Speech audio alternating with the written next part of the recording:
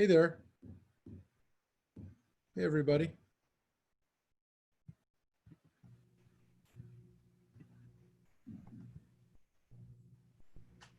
Hi.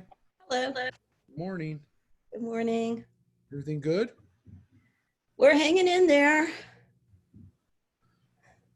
I'm waiting for my COVID test to come back so I can go up north and see my kid. Excellent. What did they, how much longer did they say? Well, they said it was going to be 2 to 7 business days from last Thursday. So soon, hopefully, right? So hopefully soon. I was going to get it done through UCLA, which is faster, but then they weren't testing anybody because of the unrest. So I got it done in Ventura County, but they're slower. Oh, yeah. But then they thought they might be faster because LA wasn't testing. So who knows? Yeah. Well, importantly, let's just hope everything's good. Well, actually, do you want to have the antibodies? No, this is the test for if you have the disease. I know, but isn't there, they're not, so they don't test. But they didn't test for antibodies. That's a different thing. No, but I thought you can get it done. Well, whatever. I don't know. That's not what they were doing. This was just a swab for the disease. That would be nice if I'd already had it, but I doubt it. Did Dave get tested too? No, well, he's not going. He got tested about 3 weeks ago when they did the last PET scan. I haven't seen her in a while. And he didn't, but you didn't, but he wasn't positive, right? He wasn't positive, no. So the chances are pretty good that you're not. Yeah, I've been pretty careful. Well, you've also been around him constantly, so. Right. And how's he feeling otherwise? How's his? Well, he's doing chemo, so he's not feeling real great, but he's hanging in there. He's joking. He's still making jokes. He says the baby has more hair than he does now. Did he lost hair? He was losing hair, yeah. No, I'm sorry. And of course, people are just so edgy. The other day, I took Dave in for his treatment and it takes 3 hours. And then you can't wait in the building anymore. No. So I'm waiting out in the car and I lose all the shade in the parking lot. So I go over to Summit Park and I wait there for a while. I find a shady spot and then my car tells me, I'm going to run out of battery. So I drive car around and I pull off on a little shady side street and I'm sitting there, in one of those sort of spaces between 2 driveways. And this lady wants to get her SUV out. So I move my car and then she follows me and she says, I just want to make sure you live in this neighborhood. And I said, well, I'm waiting for my husband. He's being treated at UCLA. Well, she at least looks sheepish, but that was the Tuesday when they thought there was a bomb. At UCLA? Yeah. Well, no, this was in the UCLA in Santa Clarita. Oh, you mean they thought the bomb, but that was, they thought there was a bomb at Valencia and McBean at the Shell station. Yeah. I don't know if there ever was, but. They blew it up, I think. They were. But there were cops all over the place and people were Dave said that the nurses were all talking about the FBI being involved or something. Well, it turned out to be a whole lot of noise about nothing the whole day. So thank God nothing did materialize. I was kind of shocked that people went into panic mode, but they did. Yeah. And unfortunately, there was no consequence for the people who made everybody nuts. I'm a little ticked off about. Because when people post things and, spread rumors, the consequences is that when there is something serious, we're not going to believe it. I'm not.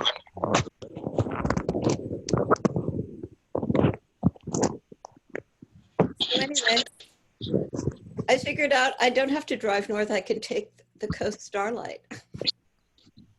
Oh, You can get a room on the Coast Starlight. is that a safe alternative? Hmm?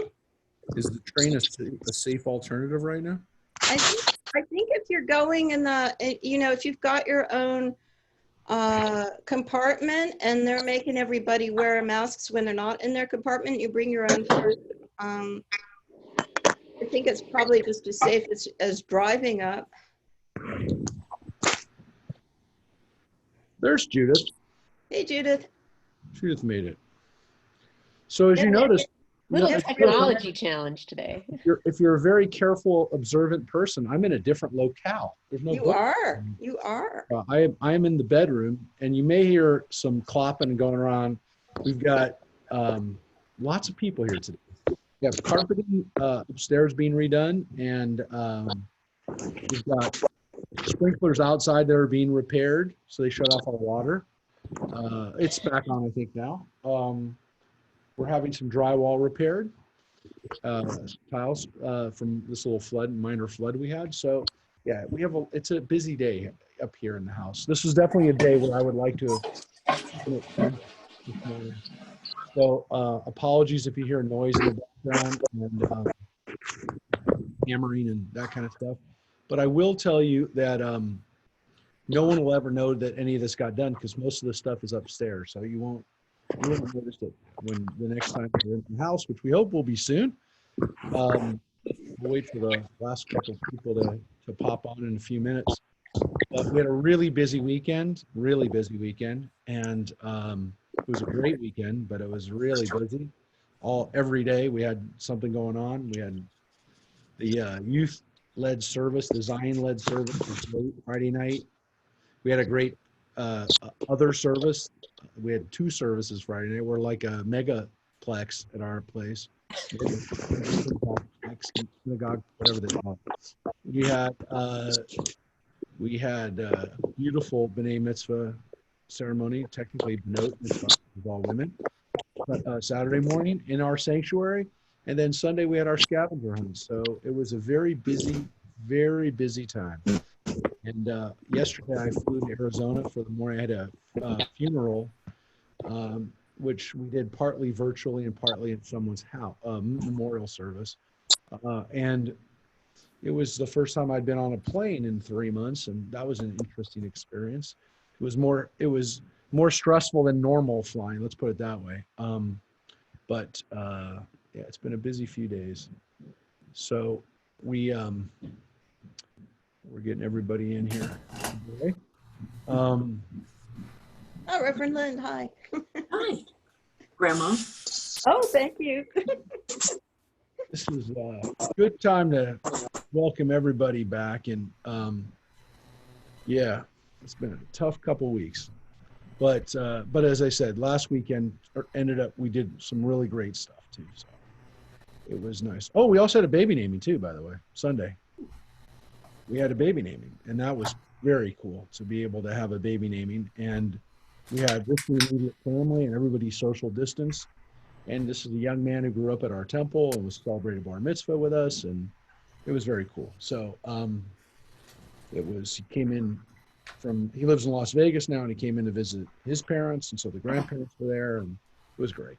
It was definitely a weekend filled with some good stuff, some blessings. And our cameras, I just got an email this morning that our cameras are being shipped, our new fancy cameras that we're going to have in our sanctuary to allow us to videotape services, to stream services. So those are coming, so that's good. So good things on the way, folks, and I hope everybody stays healthy. I'm definitely worried about people now that we're opening up, and people have been going to protests, and people have been going to on planes, and hopefully everyone we stay healthy. So we're going to get going in just a minute. Reverend Lynn, what's new in your world there?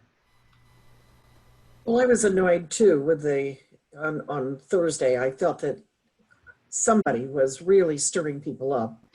I mean, near us, we live near that area, and stores are boarded up, and it just frankly pissed me off.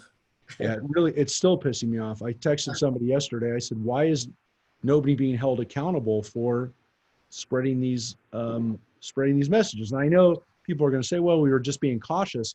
No, you weren't being cautious. You told people specifically that there's people being bussed in, this for a Right. fact. You told people not to post it on social media. These messages were clearly generated to cause people to go crazy. Well, parking lots were Just blocked tell off. your family and friends, don't put it on social media. And I mean, the exact type of things that, cause, and I'm telling you, 100%, our political leaders in our valley believed it. 100% they believed it. And they fed into it, and nobody ever checked this. I don't understand. And it's gonna, because I don't know about you, but I'm not gonna believe it when it really does happen. Right. I'm not gonna believe it. I didn't believe it, and I don't It's like bulletins that come out from police departments that say, a 75-year-old man slipped and hit his head. Yeah, I'm telling you, it's really bad. It's really, really bad when you can't trust your government, when you can't trust people who are your friends, because I spent 2 days almost, from Tuesday to Thursday, calming people down. I told people, please, we were supposed to have our rehearsal for our B'nai Mitzvah Thursday. We were supposed to have it Tuesday, got canceled because of the curfew. Then we were supposed to have it Thursday, and we were going to cancel it because they put another curfew, an even earlier curfew. And I said, just hold off. Let's see what happens on Thursday.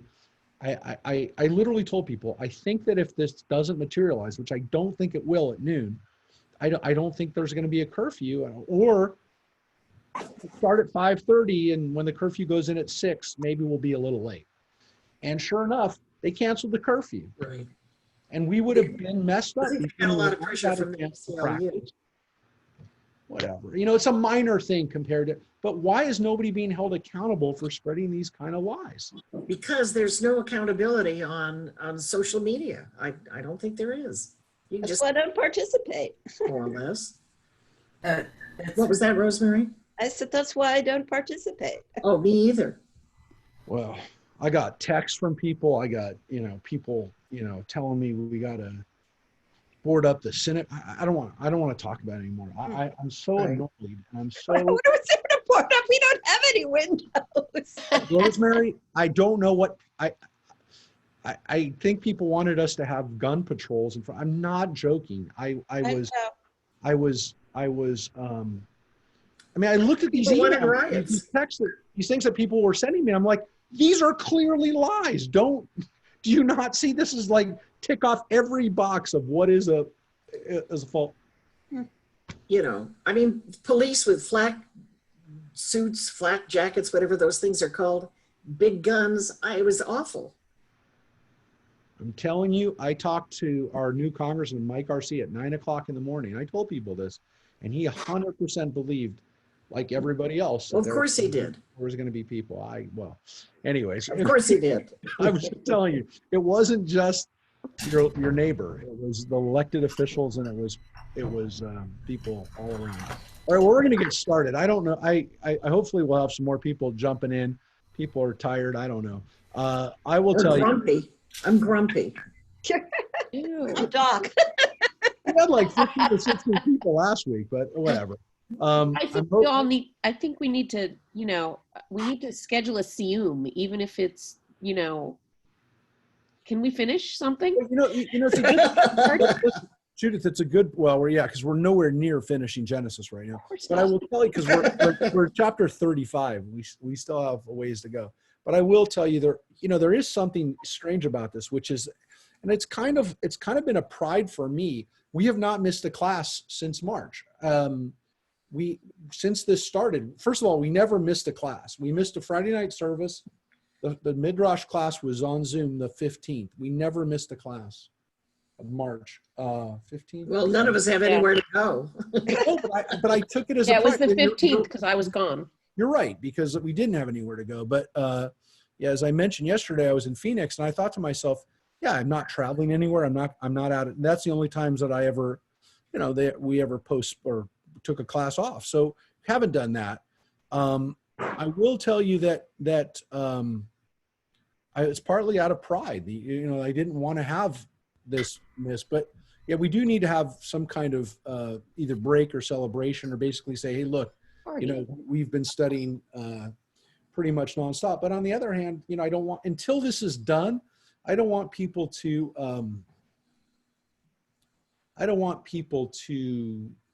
be I want there to be things that people can have on their plate, because there's so much that's been taken off of our plate. Rabbi, though, aren't you going on vacation soon? Thank you, Mike, for saying that. So not next week, but the week after, on what will be Tuesday, the 23rd. I'm going to be in. You get to go upstairs. I'm going to be at the Grand. Oh boy. I'm going to be at the Grand Canyon. But my hope is, Mike, we talked about is maybe doing a shorter class, but like an hour-long class that day. Partly, I want to see that we can do it. And If you're going to be in the Grand Canyon that day, you're not going to have any cell site. Well, we are staying at a hotel. We're not staying on the. We're not on the back of a. Oh, you're not staying at the Grand Canyon then? We're staying at one of the hotels, not the one right at the canyon, but like a close one, the Grand. Oh, the South Rim or the North Rim? South Rim. Okay, so yeah, South Rim is different. I thought you were up in the North Rim. All the campgrounds, you can't go in, you can't pack down right now. Maybe that'll change, but it doesn't matter. We weren't doing that anyways. But we'll see, and I'm hoping that we will. If for whatever reason we can't, I will let people know ahead of time. But I'm planning on it. It's really interesting. I kind of want to do it because let's see if we can do it. But I'm planning on it. I mean, let's plan I on think you it. should do it right at the rim. That would be. It would be a great background, Mark. Yeah. Nobody would pay any attention to the Midrash. But if you're going to stay at one of the lodges at the canyon, they don't have cell site. They don't have Wi-Fi. Well, I will tell you that we almost didn't either, and I'm hoping that we don't drop out, because the carpet in the office is being redone, and I'm hoping that the Wi-Fi, the router, doesn't get pulled down. But with that, we should get started, because I don't want to miss any more time. And it's good to see everybody here. As I said at the beginning, I wish this was the day I definitely would like to have been at the temple, the amount of stuff that's going on here. So apologize again if there's noises going on. I will tell you too, last week we kind of ended midstream. We were reading about actually kind of sad stuff. I titled this class "The Death of Jacob's Women," because this is all about, and this is the way the Midrash was kind of organized around. This was organized around the death of a few women that come together close in the Torah, but in the Midrash are all, because they're close together, the rabbis kind of merge them all. Well, they didn't merge them together, but they piggyback them, if you will, and they kind of built on that. So where we left off, we were Jacob is dealt with the repercussions of the murders at Shechem, the massacre at Shechem. Got it. And they fought a couple wars. The Got it. sons fought a couple wars against, and Jacob too, Yes, can you hear against me? the Canaanites. And then what we just read about actually was that Deborah, who's the nurse of Rebecca, dies. And the Midrash has to deal with this because the Torah mentions it and doesn't really give much of a background on it, which is why the rabbis kind of were like perplexed by this one verse in the Torah about the death of Rebecca's nurse. Like, why is this something that merited being mentioned in the Torah? And so there is really this feeling that her death, well, first of all, she must have been somebody fairly important. Actually, let me share that with you real quick so you can see it. I actually have it opened here, so let's see.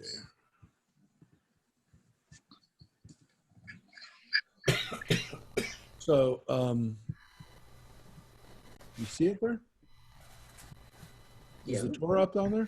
Yep. Yeah. Yes, but not the page about Deborah, though. So it's just below here. So it's kind of in the context of Jacob setting up some altars in some holy places. And here's the line. It just says, Deborah, Rebekah's nurse, died and was buried under the oak. Tachat alone, she was buried under an oak below Bethel, so it was named Alon Bakut. And that's kind of where we left off last time. Alon Bakut means the oak of weeping. And what this is clearly is a explanation for how a place got its name, and that it's connected to some type of altar and some type of burial, a holy burial site, a pilgrimage site, if you will. So it probably was a pilgrimage site. So this is actually taken up in the red tent, and I can't remember where, but the red tent does deal with these oak trees that are holy sacred oaks, and that some of them might have been attached to burial sites. So this one was. And the Torah then continues and says, God appeared to Jacob, and he blessed him and said here to him, you shall no longer be called Jacob, Israel shall be your name. And he bless you. And he says, I am El Shaddai, be fertile, or fruitful, actually, it was the word I was going to use. Parei or ve, which is pru or vu in the singular. Be fertile and increase, be fruitful and multiply. A nation, yea, an assembly of nations shall descend from you. Goy, a goy v'kahal, goyim, many, many nations. Kings shall issue from your loins. The land that I assigned Abraham, Isaac, I assign to you, and to your offsprings will I assign the land. And God parted from him at the spot that he had spoken to him. And it says, Jacob set a pillar at that site. And the name of that site was called Bethel, which is the same place that God had appeared to him before. Thank you. Marcia just reminded me I need to stream this baby on Facebook. She's watching on Facebook. Sorry. So give me 1 second, folks. And it shall now also be on Facebook. So this is Jacob's kind of a reintroduction or re-explanation of Jacob's holy sites in Israel, which, by the way, are all in the north of Israel or north of Jerusalem. Not that far north, but far enough that they're all in the kingdom of Israel. They're not in the kingdom of Judah. They're not in King David and his descendants' lands. So needless to say, this is an explanation for how we get some holy sites that are not Jerusalem. That's pretty important. These are holy sites that are not the places that that the Kohanim are in charge of. So hold it 1 second. It's still loading.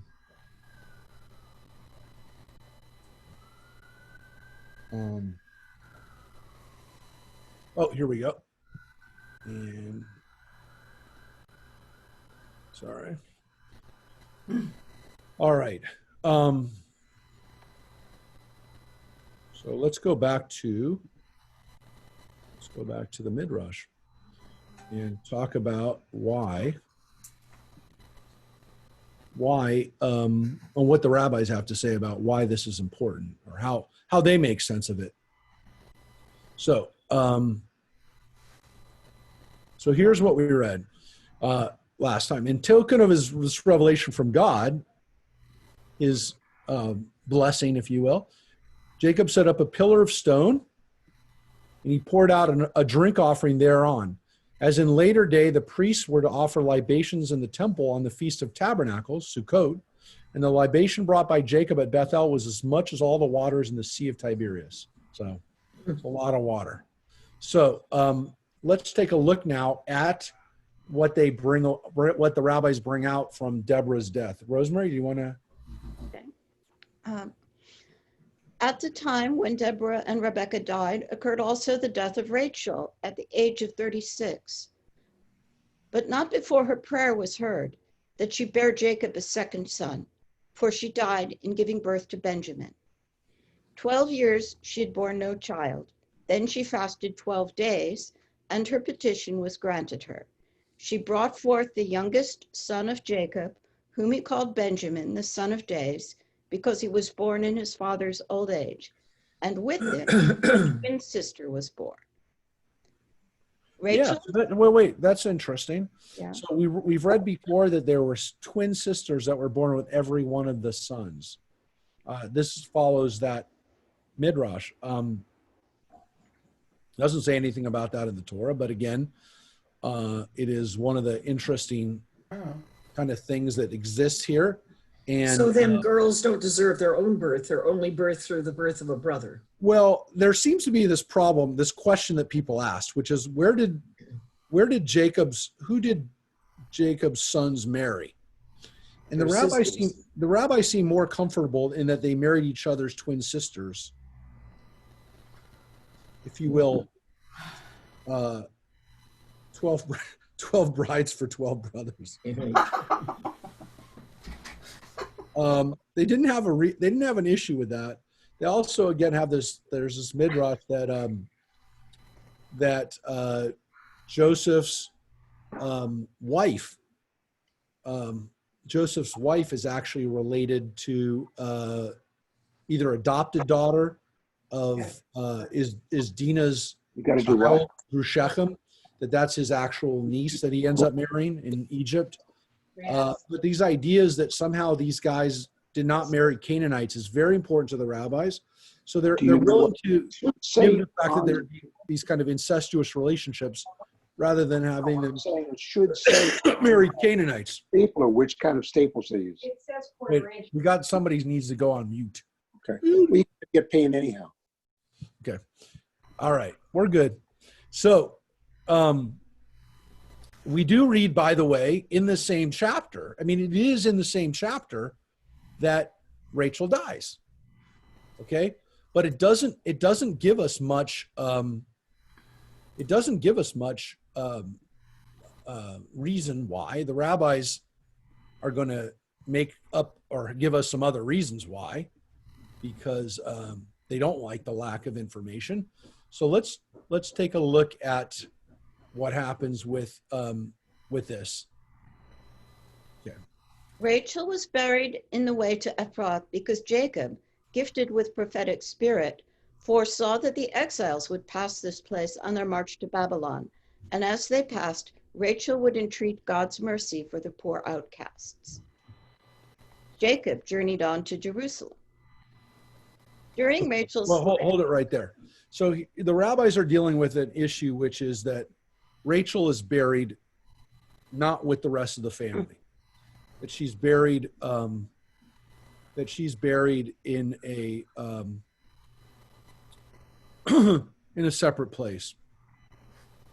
The tomb of Rachel is a holy place. It's still a shrine that people go visit. It's just outside of Jerusalem. It's not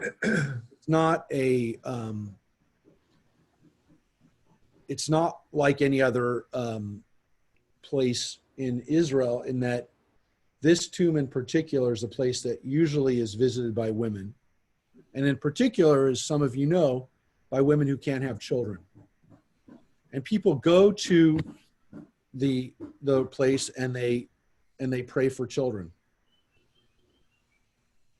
So this is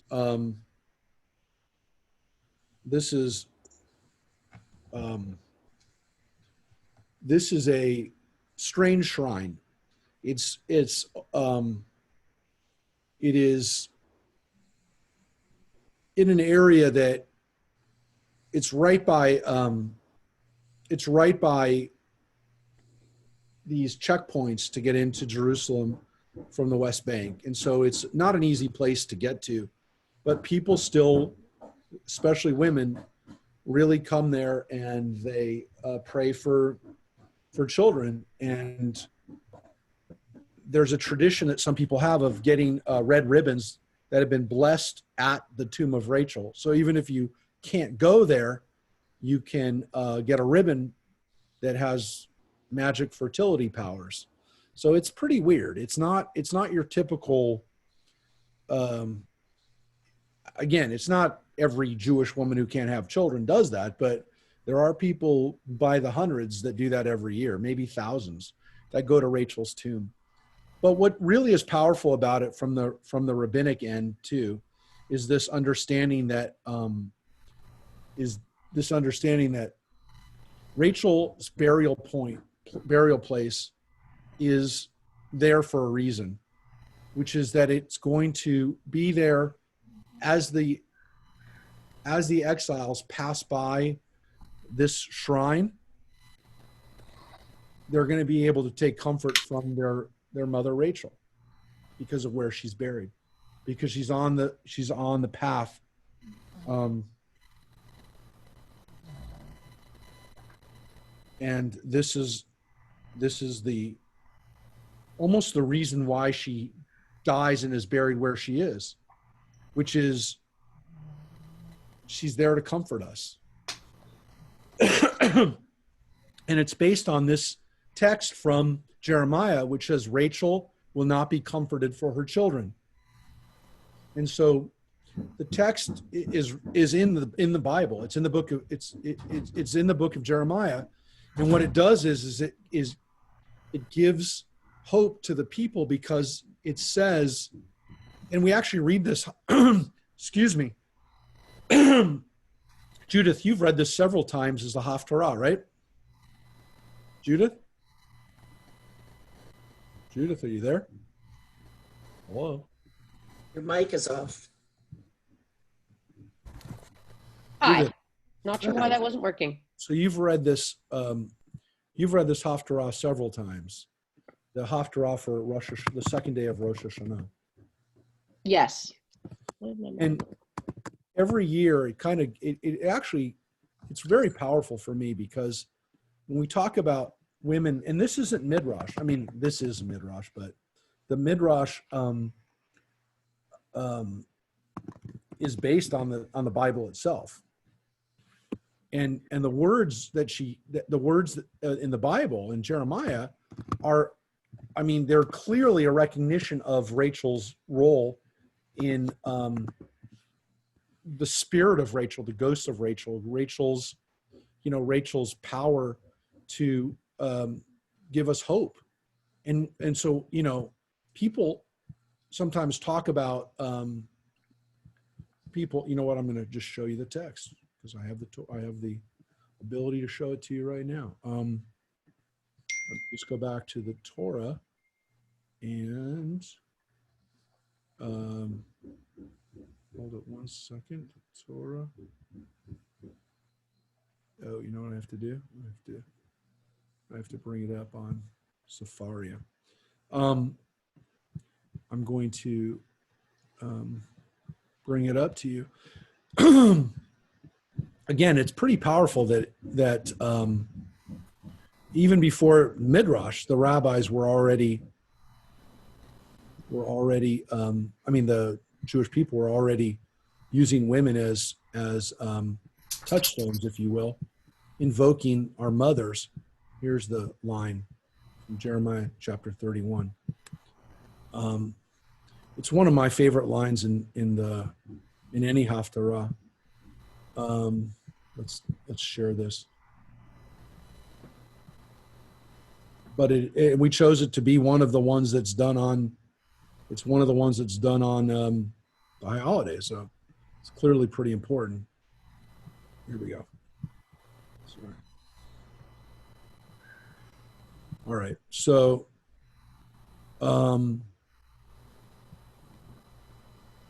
here's the line. Thus said the Lord, a cry is heard in Ramah. You should read it, Judith. Oh, we can't hear you. Wait, Judith, you're muted. Your mic is off. I'm unmuting you. Oh, you're on. I'm having You're technical good. issues, so I can't see it. Issues. Right there. Okay. Thus said the Lord, a cry is heard in Ramah, wailing, bitter weeping, Rachel weeping for her children.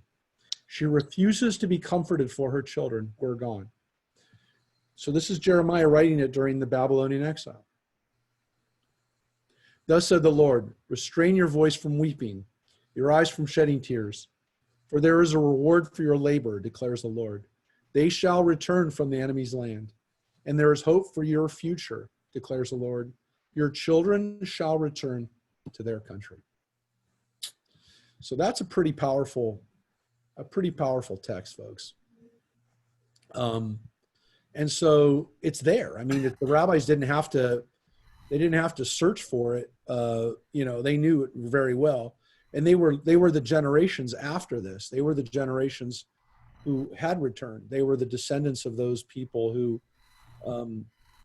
had come home and were the exiles. And now in every generation or whatever since then, in the last 2,000 years since the Roman exile, when we read that Haftarah on Rosh Hashanah, this idea of the Jewish people returning from exile was powerful because it was put into the words of and to the voice of Rachel. And so Rachel's tomb is a symbol of hope. It's a symbol of return. And again, it's become a symbol of fertility and hope for children and a little bit of a superstitious thing, but it is really powerful. That section is it's really powerful use of women. So when we talk about the lack of women's voices or the lack of women being inspirational, just having a voice at all, there are examples of it. And I want to make it clear, that's Jeremiah, that's in the Bible. The Midrash is just picking up what already exists. So, I mean, just keep that in mind. They're not everywhere, but where they are, some of them are some of the most powerful lines in the Bible.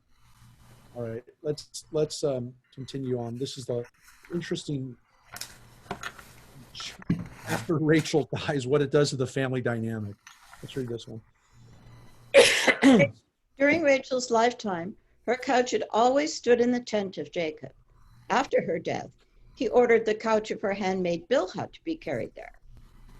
Reuben was sorely vexed at that, and he said, "Not enough that Rachel alive curtailed the rights of my mother. She must needs give her annoyance also after death." He went and took the couch of his mother Leah and placed it in Jacob's tent instead of Bilhah's couch. Reuben's brothers learned of his disrespectful act from Asher.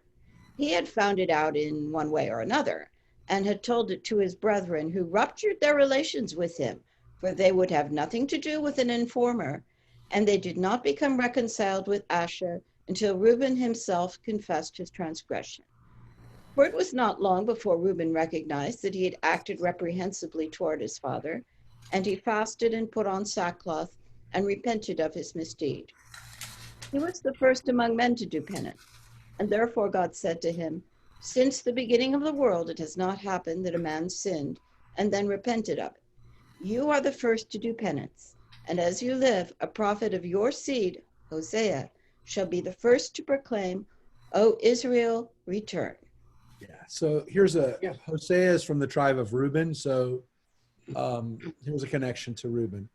But let's just decompress what just happened here. It's a strange soap opera of my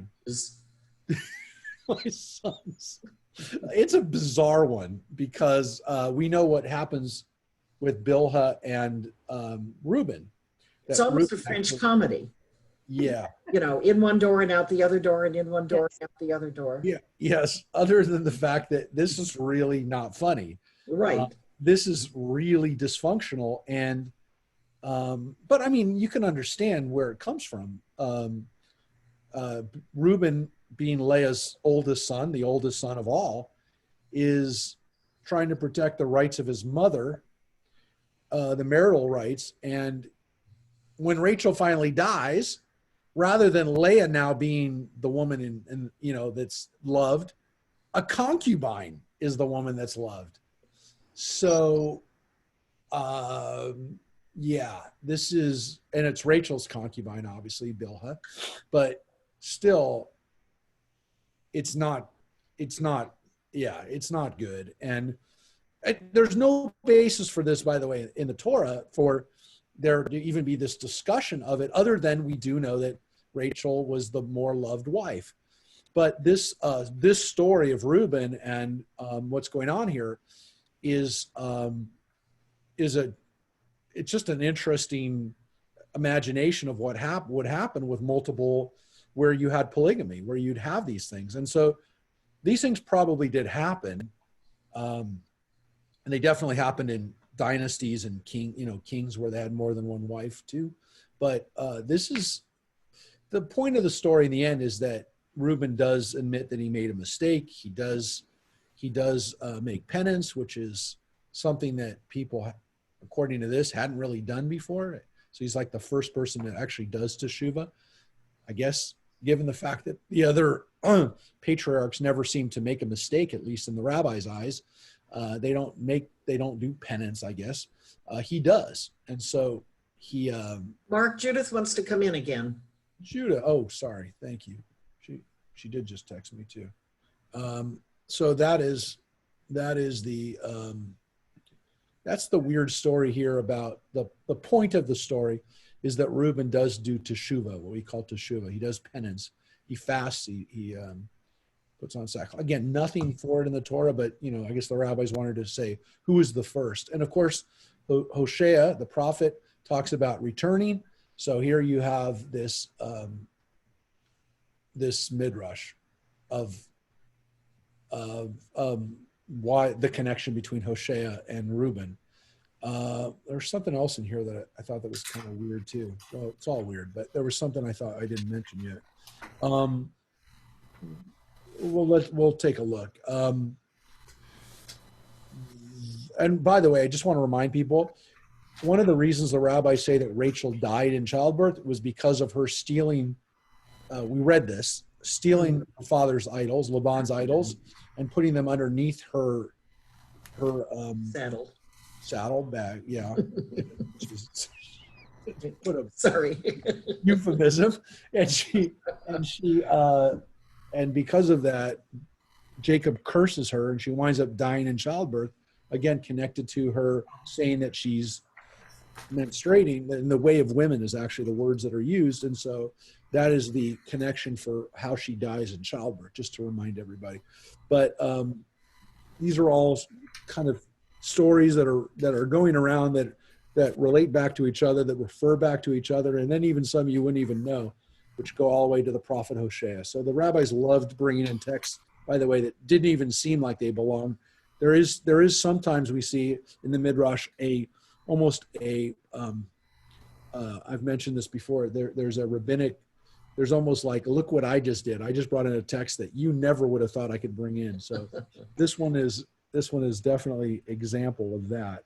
Sort of a one-upsmanship. Exactly, the one-upsmanship. So here is we're going back to Esau, because according to the Midrash, Esau is not, even though he's parted. We read this last week or the week before, I think, that they've parted. They've gone their separate ways. Yeah, the week before.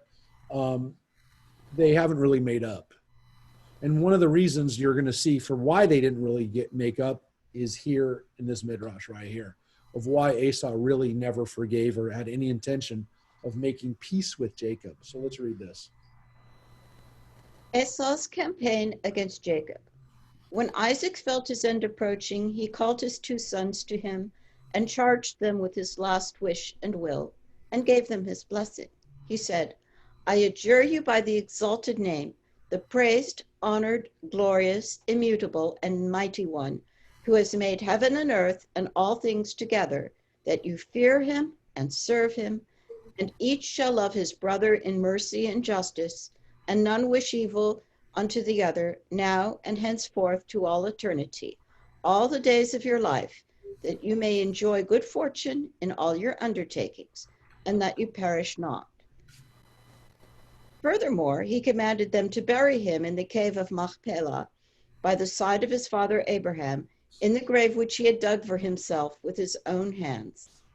Then he divided his possessions between his two sons, giving Esau the larger portion and Jacob the smaller.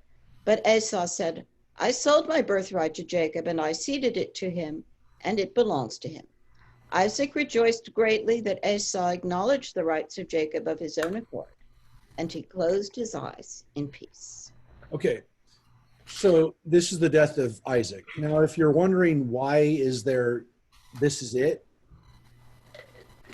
It's because, and there was a lot more midrash about the death of Abraham. There's a lot of midrash about the death of Moses. There's a lot of midrash about other people's death that maybe were not as important or not as big of people, but we have a whole lot more midrash about it. Because we don't have anything in the Torah. I mean, we literally have one line.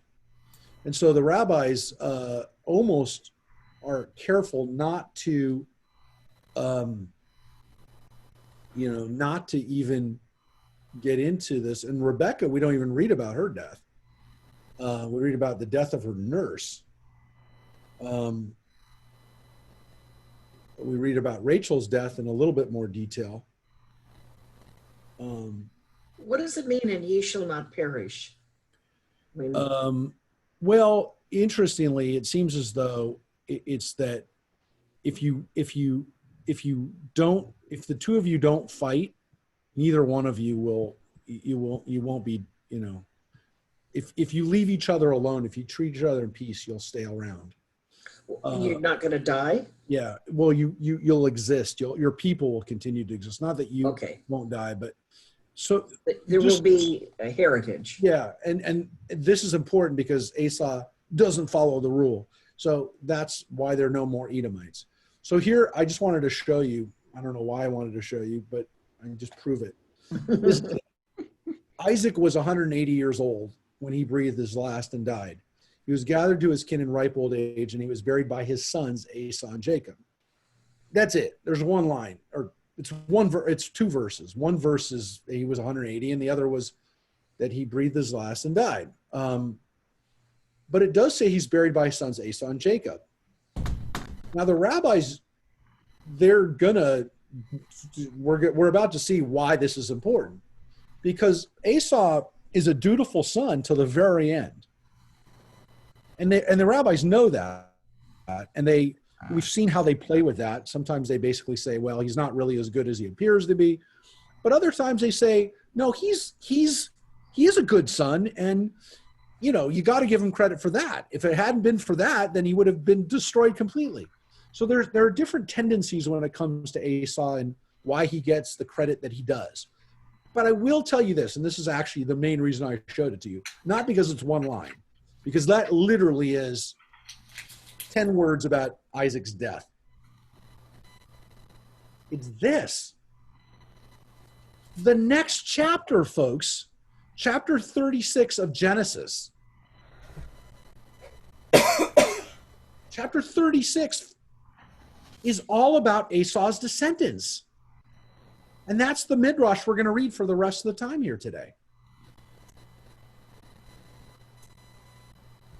And so we read about Esau participating in Isaac's burial with Jacob. And then we go into the next chapter, this whole list of Esau's descendants. And that's the way it is in the Torah.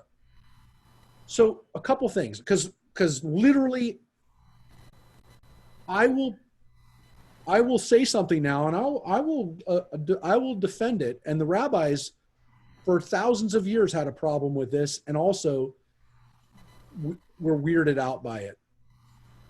Why do we have a chapter of the Bible, the holiest text that we have, something that we've been reading for thousands and thousands of years in its entirety, and we're scared to take out one piece of it? Why do we have a chapter of Esau's descendants? And when I say Esau's descendants, I'm talking about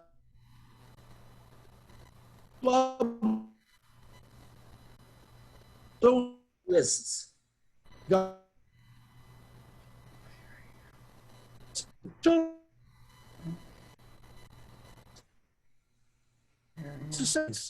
And I'm telling you, it will freaking change.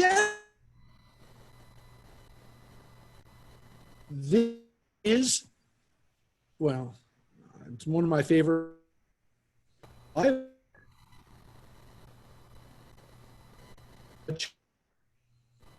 Something that Rabbi, we're losing you. my connection's unstable, so Now Yeah. it- What did you say? Okay, if I Yeah, what did you say? I just said something sacrilegious, and so the thing. I want to hear it. I said this chapter doesn't belong in the waiting. Bible. I said this chapter 36, does not belong in the Bible. It is. That's the best you can do? No, that's Sorry. not the best I can do. Besides, but that is literally what I just said. I said What that did you this say? chapter does not belong in the Bible. That this chapter is in one of the greatest books of the Bible, one of my favorite books, the book of Genesis, and an entire chapter is devoted to Esau's descendants. I want to know more about Isaac's death. I want to know more about who Deborah was. I want to know, there's a whole lot of stuff I want to know. I don't want to know who begot who in Esau's family. I don't care. And this is in the Torah. I mean, this is literally something that we have to study. We can't take it out. We don't, I mean, this is. What's your speculation on why it's there? It's there because there was a period of time when the Edomites were our closest rivals, if you will. And it would be as if, well, it's not really a good example, but because we don't really have a close rival as Americans. But back in the day, if we were writing a history of America and somebody said, we really should talk about who the last 60 years of Russian premiers, prime ministers, premiers of Russia were, because we need to know that it went Brezhnev and then, we had to go all the way through to Putin, it was literally like one of those things where, but again, it doesn't work well for us because we don't have a rival that and I would say it would be like the presidents, the prime ministers of Canada, but who can remember? If you can remember the last 5 prime ministers of Canada, I'll send you $100 right now, and don't use the internet. Trudeau, and Trudeau, right? Trudeau and the last Trudeau. And I think there was some guy named Bell or something. I don't. There's no way it. So you can't use your neighboring country, which Edom was. But if we talked about our biggest rival, whether it was Russia or China, it would be like, or maybe even our partner. If we did England, maybe England would be a better example. We seem to know more about the English leaders than we do those. Of our enemies, because again, we don't have an enemy that's our supreme rival. There's a bigger problem here, folks, which is there's a historical problem that I don't want to belabor, but I will tell you. This list of kings of Esau, okay, in chapter 36 says. In verse 31, everyone sees it? Yep. These are the kings who reigned in the land of Edom before any king reigned over the Israelites. Folks, this is a problem. And Ibn Ezra, who lived in the Middle Ages, Spanish rabbi, great rabbi and poet, knew there was a problem here. The Bible never does this and Ibn Ezra said about chapter 36 of Genesis, the Bible just tipped its hand that it wasn't written during the time of Moses. And it never does that. It's just giving us a list of kings that are during the time, just before the time of King Saul and King David. How did Moses know these names? So you could say it was prophetic, but Ibn Ezra knew that this was written by somebody who lived after Moses. This part, this was something that even Orthodox Jews 1,000 years ago had to deal with. They had to deal with a historical anomaly. It's not really an anachronism. It's a clue. It's not a clue. It's a dramatic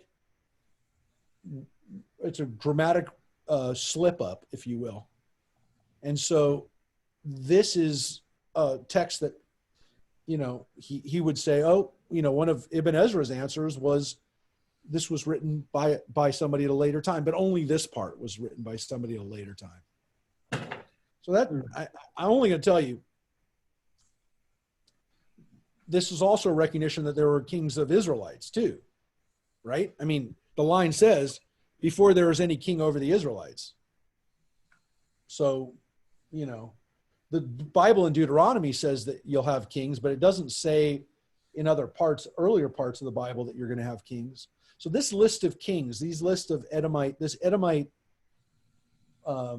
chart, if you will, genealogy chart, is not only to us kind of who cares, but also a problem, because it actually just gave us a text that's problematic for anybody who says the Bible was the work of Moses.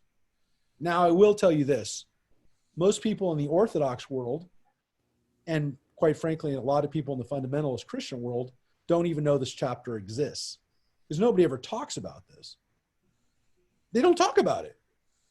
There is something, by the way, there is a Midrash based on it we're going to get to in just a moment.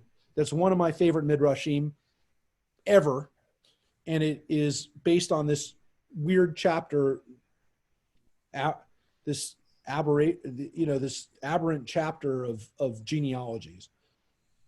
Again, we have genealogies, a lot of them in the Bible, but they're about our own people. They're not about other people's peoples. So, other people's families. So this is a weird one, but there's a beautiful Midrash, a wonderful lesson about consequences, if you will. And I love stories like this, where the rabbis took something that was virtually unimportant, unread, and derived a really cool lesson from it. So we will come back to this.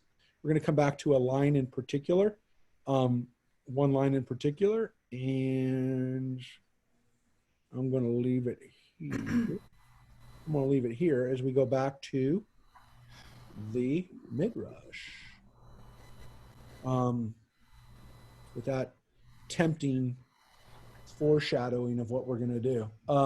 So Isaac dies. Esau helps bury him. And let's get back to the Midrash.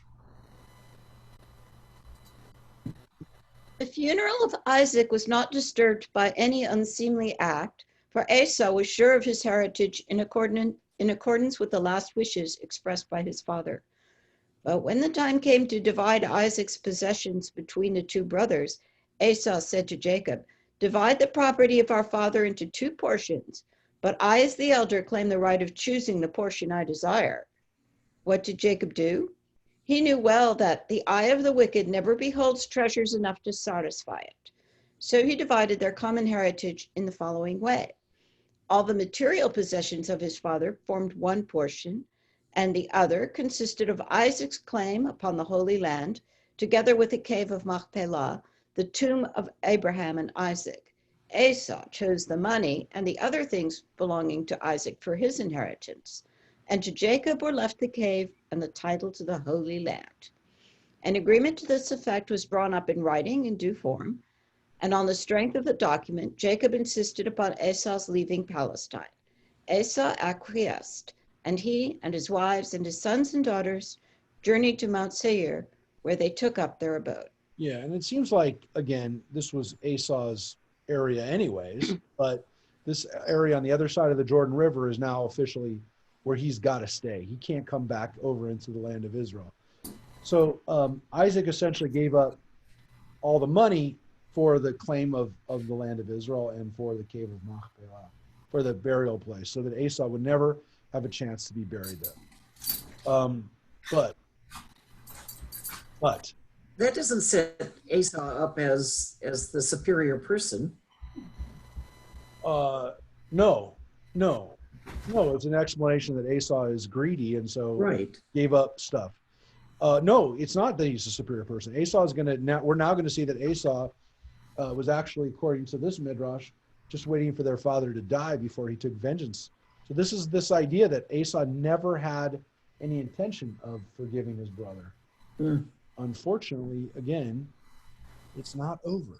And this is, it was Isaac, because of Esau's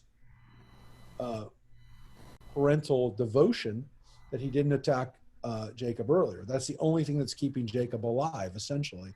in the rabbi's eyes is that Isaac is still alive. And so now that he's gone, now this can happen. So again, they recognize that Esau has this devotion to his father, but that's all they're going to say he has. So let's read what happens. So Esau gave way before Jacob for the nonce. He returned to the land to make war upon his brother. Leah had just died, and Jacob and the sons born by Leah were mourning for her, and the rest of his sons, born unto him by his other wives, were trying to comfort them, when Esau came upon them with a powerful host of 4,000 men, well equipped for war, clad in armor of iron and brass, all furnished with bucklers, bows, and swords. They surrounded the citadel wherein Jacob and his sons dwelt at that time with their servants and children and households, for they had all assembled to console Jacob for the death of Leah, and they sat there unconcerned. None entertained a suspicion that an assault upon them was meditated by any man. And the great army had already encircled their castle, and still none within suspected any harm, neither Jacob and his children, nor the 200 servants. Now when Jacob saw that Esau presumed to make war upon them, and sought to slay them in the citadel, and was shooting darts at them, he ascended the wall of the citadel, and spoke words of peace and friendship and brotherly love to Esau. He said, "Is this the consolation which you've come to bring me, to comfort me for my wife who has been taken by death? Is this in accordance with the oath you swore twice to my father and your mother before they died? You have violated your oath. And in the hour when you swore to my father, you were judged." But Esau made reply, "Neither the children of men nor the beasts of the field swear an oath to keep it to all eternity. But on every day they devise evil against one another when it is directed against an enemy or when they seek to slay an adversary. If the boar will change his skin and make his bristles as soft as wool, or if he can cause horns to sprout forth on his head like the horns of a stag or a ram, then I shall observe the tie of brotherhood with you." But pigs fly. Yeah. Mm-hmm. So exactly. So Esau changes his mind. Esau says, "No, I'm not going to abide by our terms." So they don't give him even that ability to, to do the right thing when his father is gone, and once he's counted his money, he's going to say, "Nope, I am going back on my word." And this scene definitely seems like it's out of the Middle Ages. This siege and this warfare with darts and Oh, I can't hear you. I can't hear you. Esau not doing the right thing. So let's read how the battle happens in this battle. Then spoke Judah to his father Jacob, saying, "How long will you stand yet wasting words of peace and friendship upon him? And he attacks us unawares, like an enemy with his mail-clad warriors seeking to slay us." Hearing these words, Jacob grasped his bow and killed Adoram the Edomite. And a second time he bent his bow, and the arrow struck Esau upon the right thigh. The wound was mortal, and his sons lifted Esau up and put him upon his ass, and he came to Adorah, and there he died. So this is very Game of Thrones-ish, or I don't know, something pretty difficult to read. From the standpoint of the Midrash just told us that Jacob killed his brother, Esau. He ends up killing him. He doesn't want to. I was going to say, it seems almost accidental. Yeah, he doesn't want to. His son, even Judah, is the one who kind of goads him into fighting back. It's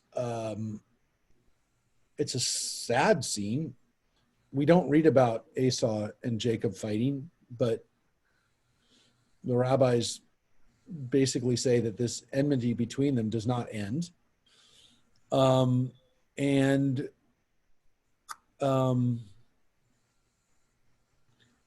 We also never read about Leah dying. We don't read about it in the Torah. So the rabbis kind of put all these deaths together: the death of Rachel, Leah, Rebecca, No, Isaac's death is around the same time. I mean, in the same chapter, but not all these other, not Rebecca's and not Leah's.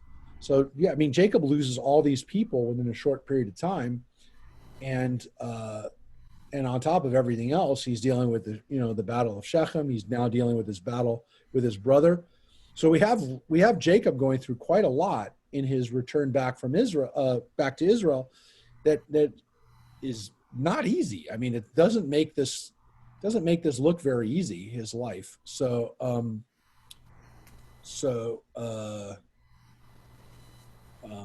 That's something to kind of consider as you're reading these midrashim about Jacob's life in the land of Israel. Before it's just not easy. All right, so we're still in the midst of the battle. Sorry. Judah made a sally to the south of the citadel, and with him were Naphtali and Gad, aided by 50 of Jacob's servants. To the east, Levi and Dan went forth with 50 servants, Reuben, Issachar, and Zebulun with 50 servants. To the north, and Shimon, Benjamin, and Enoch, the last son of Reuben, with 50 servants, to the west. Judah was exceedingly brave in battle. Together with Naphtali and Gad, he pressed forward into the ranks of the enemy and captured one of their iron towers. On their bucklers, they caught the sharp missiles hurled against them in such numbers that the light of the sun was darkened by reason of the rocks and darts and stones.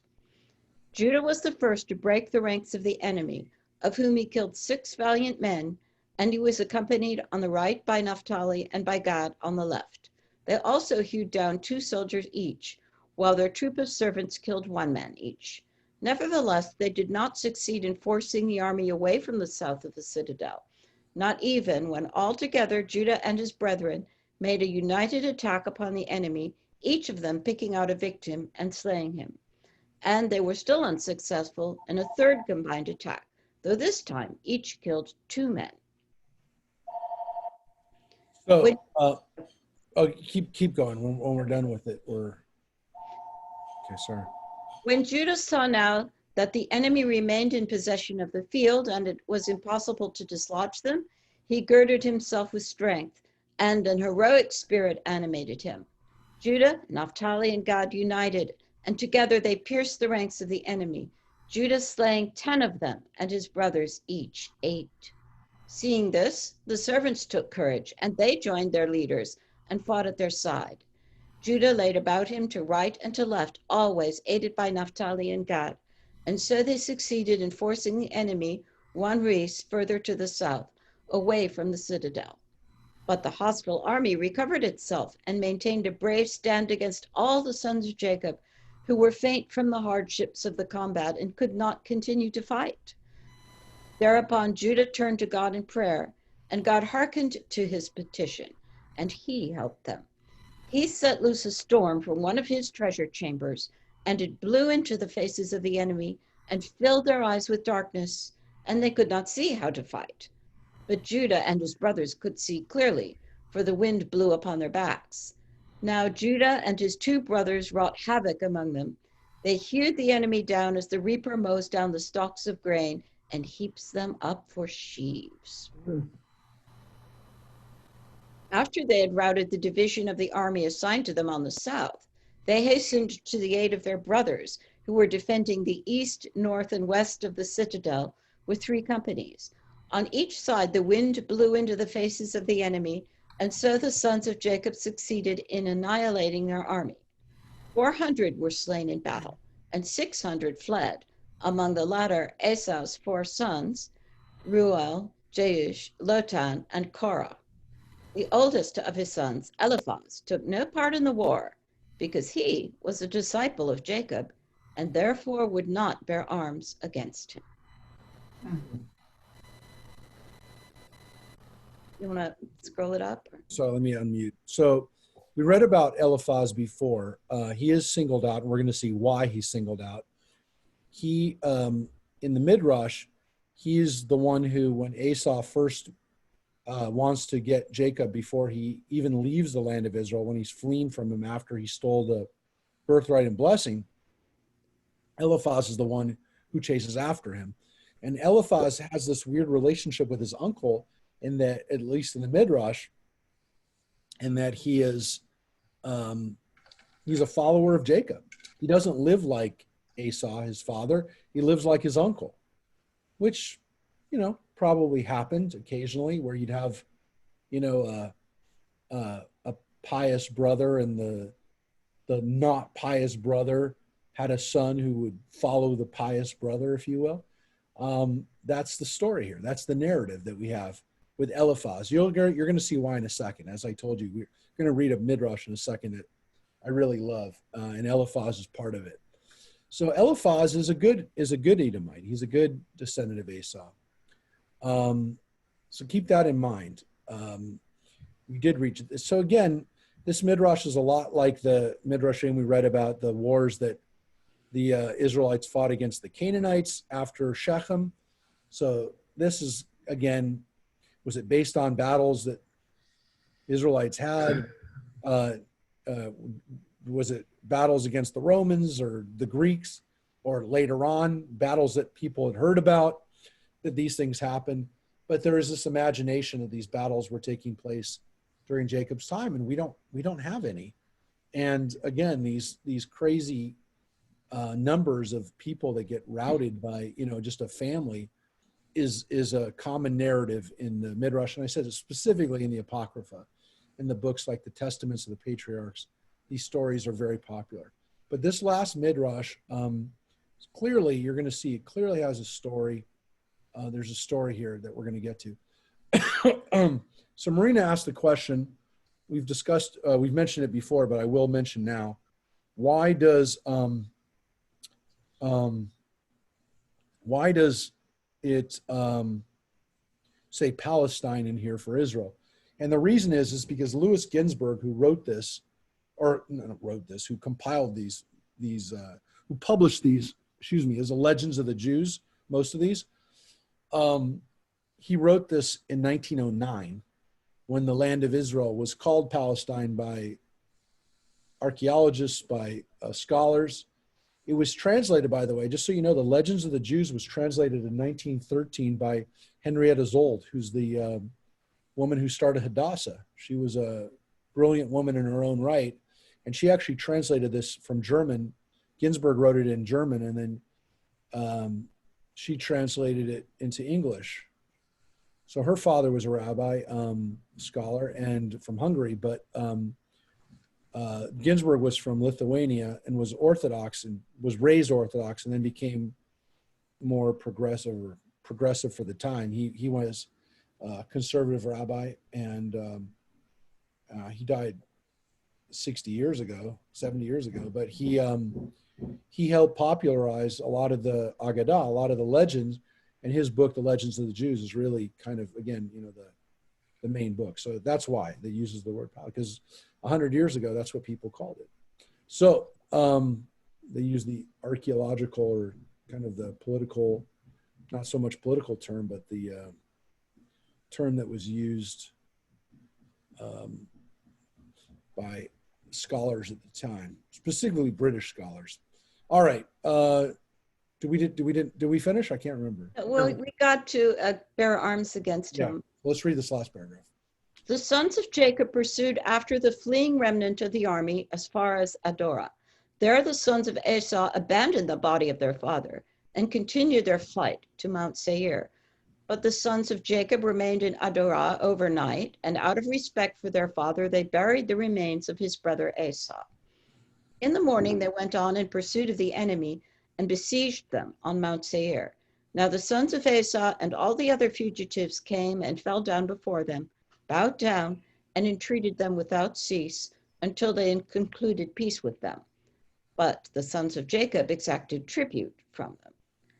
Yeah, so this is the typical kind of explanation for why people, they may come to peace, but there'll be tribute. There'll be oftentimes just a cycle of violence where people just are trying to get back and punish the people who punish them. So this is the cycle that we get, and this is something that you get in the Midrash again, even from 2,000 years ago, this idea that these things are going to continue.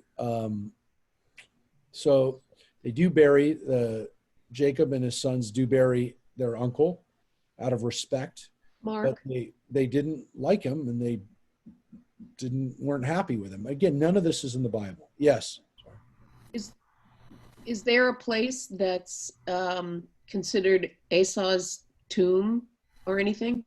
Yeah, there is, and it's in modern day Jordan, and I think there's not one place either. I think there's a couple places.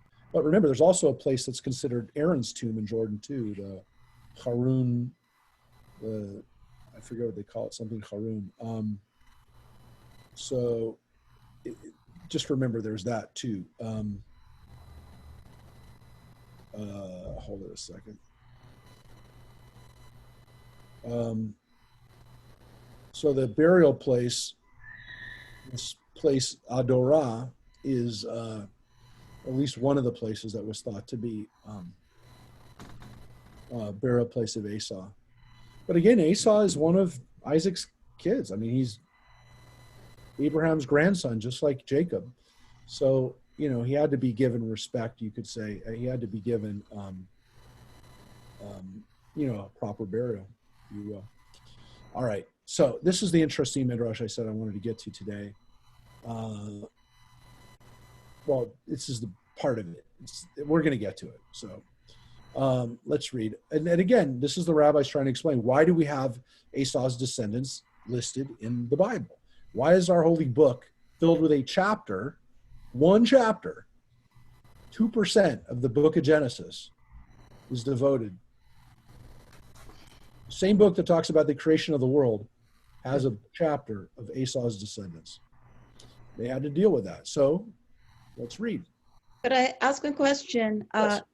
I was wondering whether the German, Ginsburg's German is deliberately archaic like the translation, or was that something that the translator chose? It's interesting. Ginsburg, I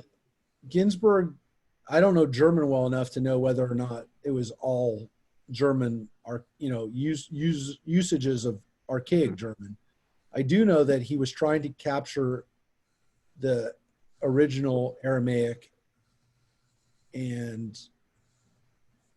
so you have an Aramaic translation to German and then to English. I don't know whether Zold went back and tried to bridge that by not using, going to an English equivalent of the Midrash. My guess is she probably translated it pretty much literally from him, but I'm not 100% sure. I don't know if there's ever been a scholarly examination of Ginsburg's or Zold's translation of Ginsburg. But I do know that Interesting question. Ginsburg did try to preserve the Aramaic translations, which, in Aramaic is a little different than Hebrew too. So, but the Midrash was written in Aramaic, so it is what it is. And except for the parts that Ginsburg was translating Apocrypha, which we only have in Greek. We have to assume we don't have the Hebrew and Aramaic originals of those things, though there might have been too, for the Greek, but we only have the Greek. So sometimes he's translating Greek. He's translating Greek into German. So keep that in mind. All right, so this is Midrash, interesting Midrash about Eliphaz, which is not somebody that you maybe even heard of before, but here's Eliphaz. The descendants of Esau. The worthiest among the sons of Esau was his firstborn, Eliphaz. He had been raised under the eyes of his grandfather Isaac, from whom he had learned the pious way of life. The Lord had even found him worthy of being endowed with the spirit of prophecy. For Eliphaz, the son of Esau, is none other than the prophet Eliphaz, the friend of Job. Okay, so let's pause right there. Here's the rabbis dealing with, something that we don't know who Job's friends are. We don't know who Job is, for that matter, but we do know that Job has a friend named Eliphaz. So the rabbis just did something which they occasionally do in the Midrash, which is they try to tell you who somebody is by telling you that he's also that guy. Again, it's the same name. Other than that, we don't even know if they lived. We almost could almost say for certain they didn't live in the same time period. So but we time don't- is sort of conflated then. Yeah, but we really don't know when Job took place. So it's actually an easy thing for them to do. But yeah, I mean, the problem is we have a lot of midrashim about who Job was, where he came from.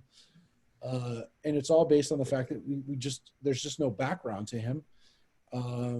And he lived in this area. Job lived in the area of Jordan, Saudi Arabia, because it says it lived in the land of Uz. That's the only thing it says. And so if Eliphaz lived in that region, well, but the problem is that we don't think they lived it. We don't think that they're contemporaneous, but we don't know. The point is the rabbis play around with that. And there's a guy named Eliphaz, and we don't know anything about him, and we don't know enough about him, and we don't know about the other one. So let's make him the same guy. So let's read. It was from the life of the patriarchs that he drew the admonitions which he gave to Job in his disputes with him. Eliphaz spoke, "You did wean yourself the equal of Abraham, and you marveled, therefore, that God should deal with you as with the generation of the confusion of tongues. But Abraham stood the test of 10 temptations, and you faint when but one touches you. When any that was not whole came to you, you would console him. To the blind you would say, if you built yourself a house, you would surely put windows in it. And if God has denied you light, it is but that he may be glorified through you in the days when the eyes of the blind shall be opened. To the deaf you would say, if you fashioned a water pitcher, you would surely not forget to make ears for it. And if God created you without hearing, it is but that he may be glorified through you in the day when the ears of the deaf shall be unstopped. In such wise, you endeavored to console the feeble and the maimed. But now it's come to you and you are troubled. You say, I am an upright man. Why does he chastise me? But who, I pray you, ever perished, being innocent? Noah was saved from the flood, Abraham from the fiery furnace, Isaac from the slaughtering knife, Jacob from angels, Moses from the sword of Pharaoh, and Israel from the Egyptians that were drowned in the sea. Thus shall all the wicked fare. So again, this is all Midrash that brings in the book of Job and the story of Job. Christians sure glommed onto that. Yeah. And really think about this for a second. This is Eliphaz, again, not necessarily the same Eliphaz, but they imagine that it is. What does he do? He draws from his knowledge and his experience to try to chastise Job. And according to the rabbis, he's right. Eliphaz is a prophet, is right, and everything that he's saying is actually based on truth. So here's an interesting midrash, which again, we're not talking about the book of Job here necessarily. This is not a Job lesson, but there's this interesting rabbinic take on this, which is that Job's, at least one take on it, which is that Job's friends are not incorrect in what they say to him, that the stuff that they say to him is based on legitimate Jewish theology. And so just keep that in mind. And again, we're not getting into Job too much, but just keep that in mind. And Eliphaz being the kind of this rose among the thorns is an interesting take, but we're not at the part yet. It's all setting up for Eliphaz being this Edomite who has the secret, if you will. He knows. And again, because as we read earlier, that he's his rabbi, if you will. This is what Rashi in the Middle Ages called Eliphaz. This is the disciple of Jacob, that Jacob was his rabbi, which is why he won't hurt him. When his father sends him out to kill him, he won't hurt him. He takes his stuff, by the way, but he doesn't kill him, but still he disobeyed his father, and his father got mad at him, if you recall in that midrash. Anyway, so let's read. We're not done with the Eliphaz Job part yet. Job answered Eliphaz and said, look at your father Esau. But Eliphaz returned, I have nothing to do with him. The son should not bear the iniquity of the father. Esau will be destroyed because he executed no good deeds, and likewise his dukes will perish. But as for me, I am a prophet. And my message is not unto Esau, but unto you to make you render account of yourself. But God rebuked Eliphaz and said, you spoke harsh words to my servant Job. Therefore shall Obadiah, one of your descendants, utter a prophecy of denunciation against your father's house, the Edomites. So again, rabbis point out Eliphaz might have been right, but he didn't have to be so harsh to Job. And there's a consequence to this, which is not necessarily even a bad consequence, which is that one of the Edomites in the future, Obadiah, will be the one who utters prophecy against his own people, against the Edomites. So according to this rabbinic tradition, Obadiah is a convert, is an Edomite convert to Judaism who becomes a prophet and is a prophet who speaks out against his own people, the Edomites. Is it possible? Yeah, it's possible. The rabbis definitely thought it was. But Obadiah is one chapter in the Bible, one chapter. And his whole chapter is against the Edomites for what they do to the Israelites when the Babylonians destroy the temple. The Edomites jump into the fray, not jump into the fray, they jump into the aftermath and like vultures pick up and continue to rob the Israelites of their stuff after the Babylonians had done the major destruction. So Obadiah condemns the Edomites, which again, according to the rabbis, are his own people. And so Obadiah kind of does what Eliphaz does. And is it a bad thing? Well, not really. I mean, it's kind of a good thing, but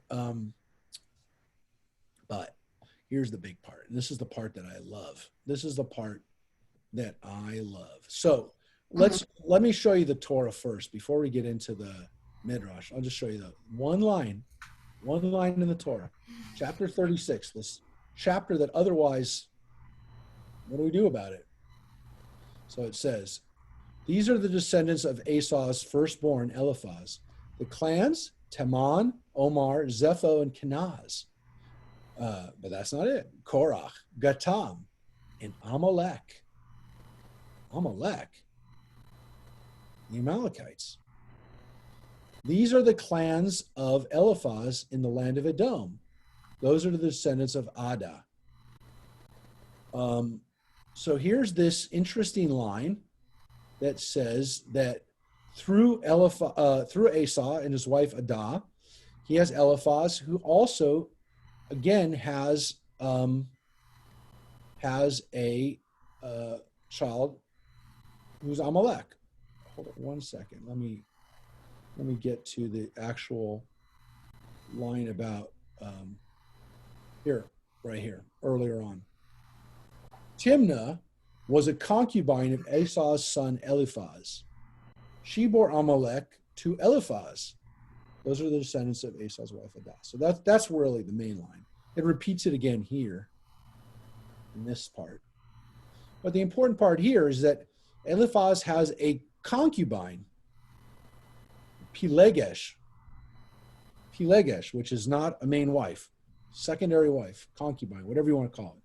Not a handmaid, a wife, but not at the same level as a wife. And she has Amalek. Well, we know the Amalekites are our constant, and it's not really, again, the right word for it is not, they're not necessarily our nemesis. They are our perpetual thorn in our side. They are the punishing agent that attacks and kills the Jews in every generation, including, according to some rabbis, even the Nazis are Amalek. Including, according to some rabbis, even Hamas and Hezbollah are Amalek. So these are our enemies. These are our perpetual spiritual enemies. Okay? Keep that in mind. We've talked about Amalek before, right? Everybody knows Amalek, please? Yes? Anybody not? It's really important. Everybody is on the same page with Amalek, right? Amalekites. All right, let's take a look at this Midrash, which I said, this is the one that I said is one of my favorite. One of my favorite, and one of the ones that I think a lot of people don't know, or if they know, they don't pay attention to it. We really should pay attention to it. We all should. Let's read this one. All right.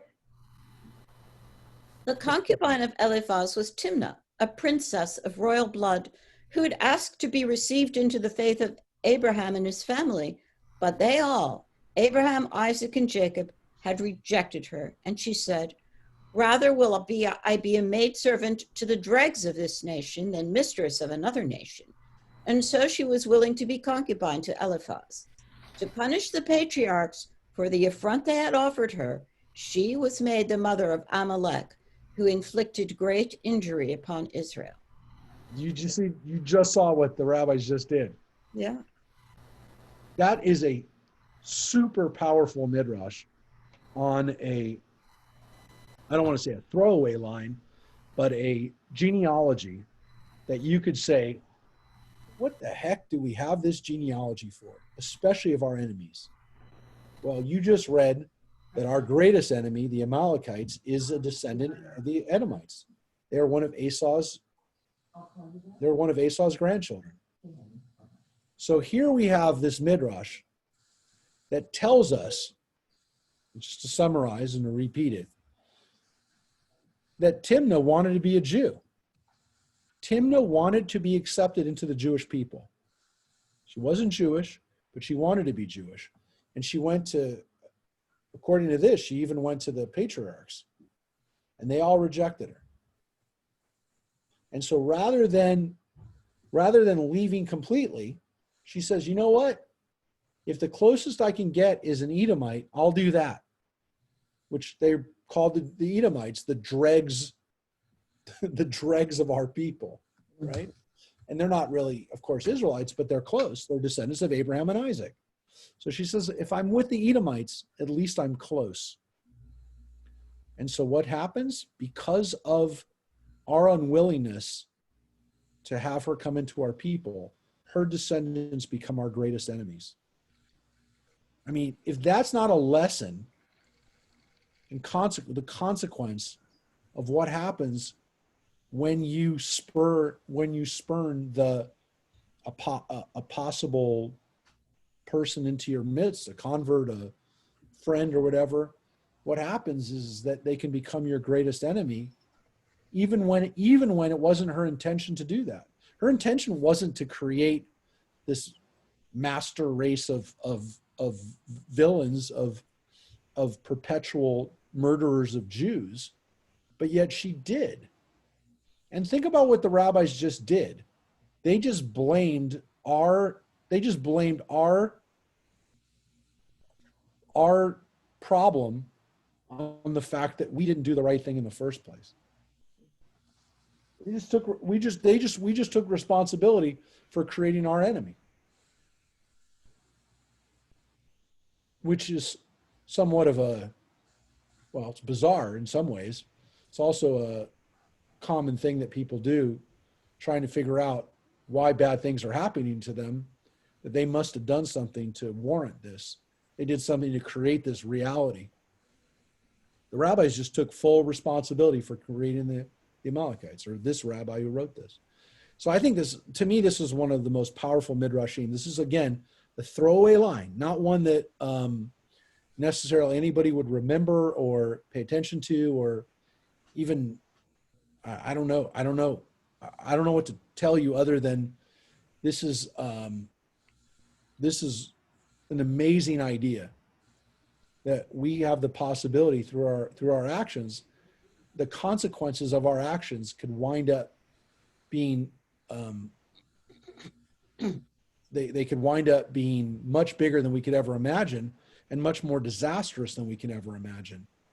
It's a frightening midrash in some ways. Obviously, it's frightening to think about what kind of power and what kind of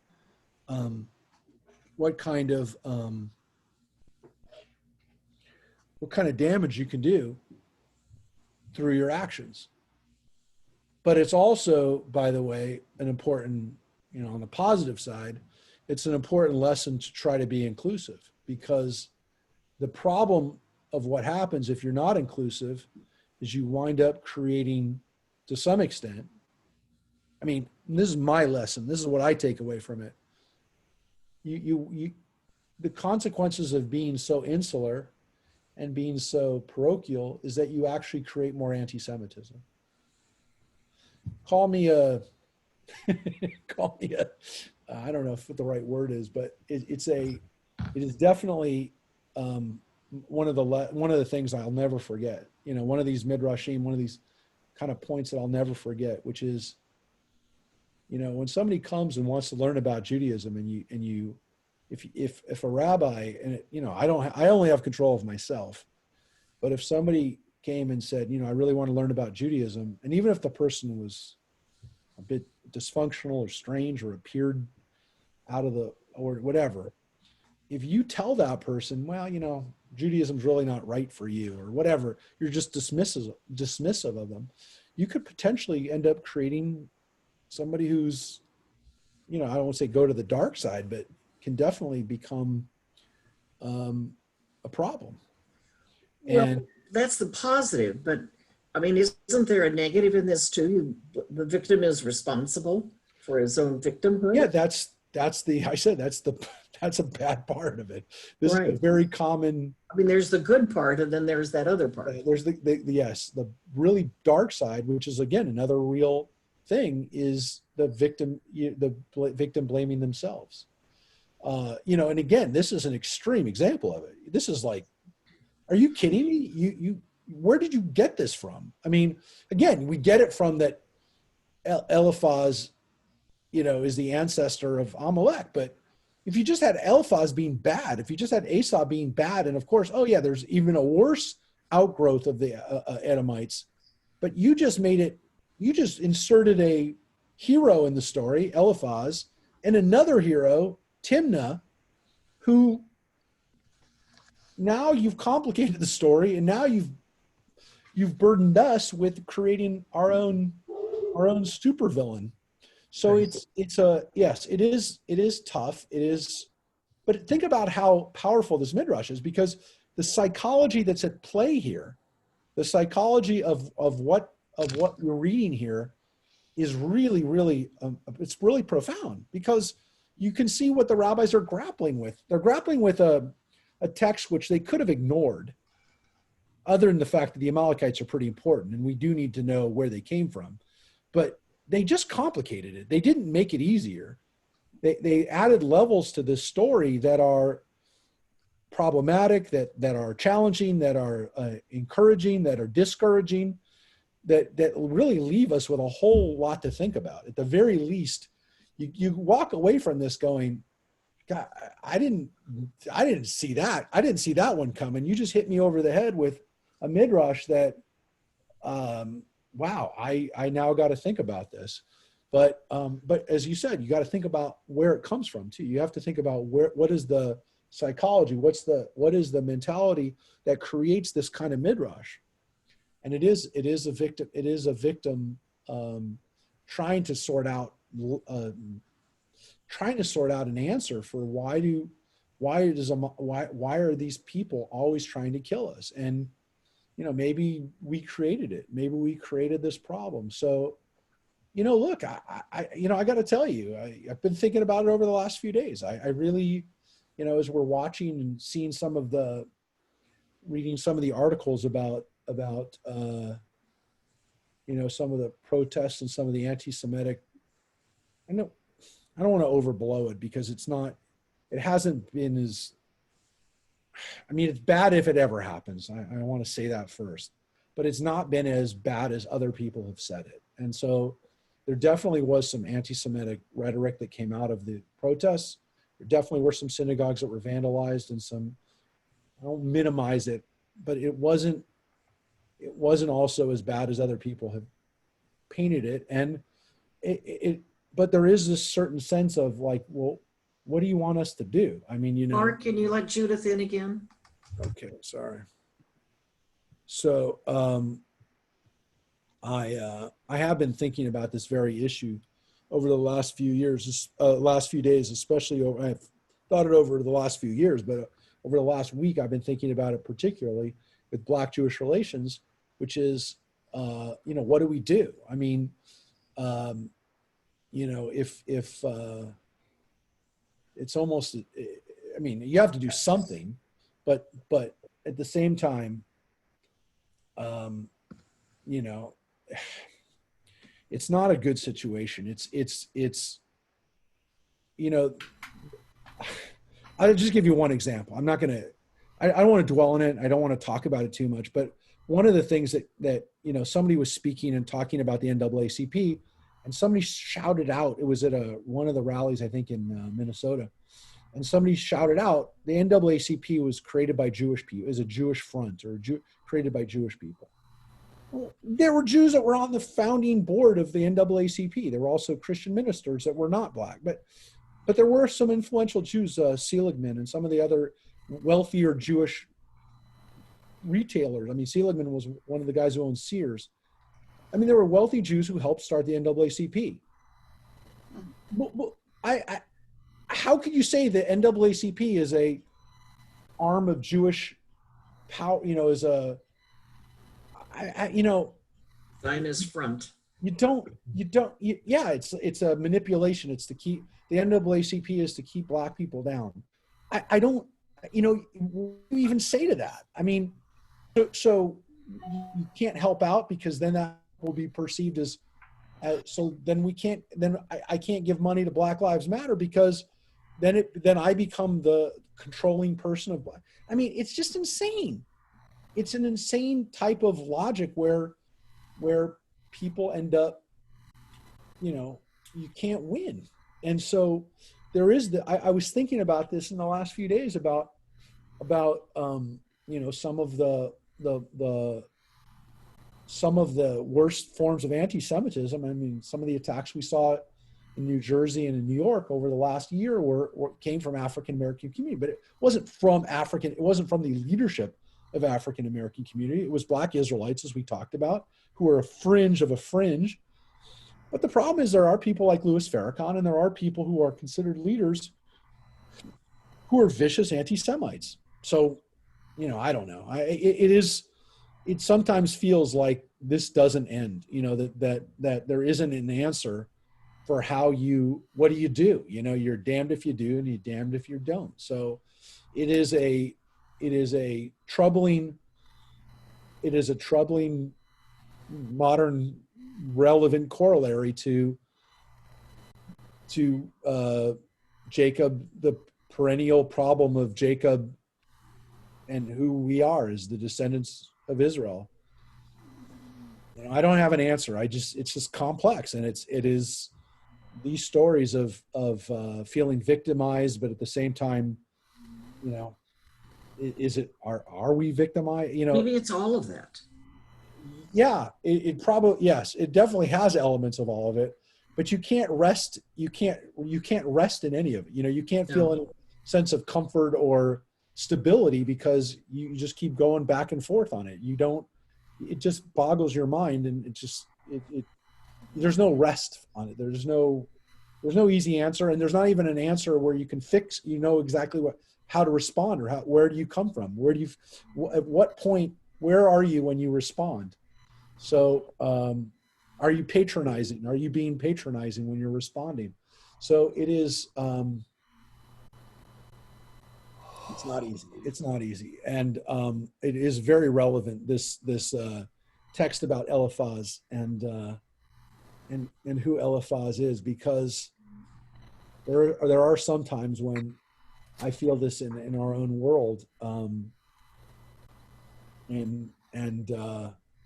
Yeah, it doesn't seem to go away.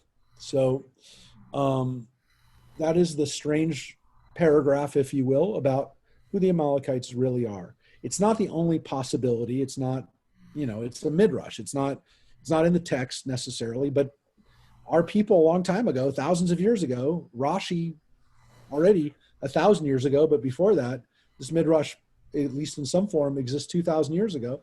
We were blaming ourselves for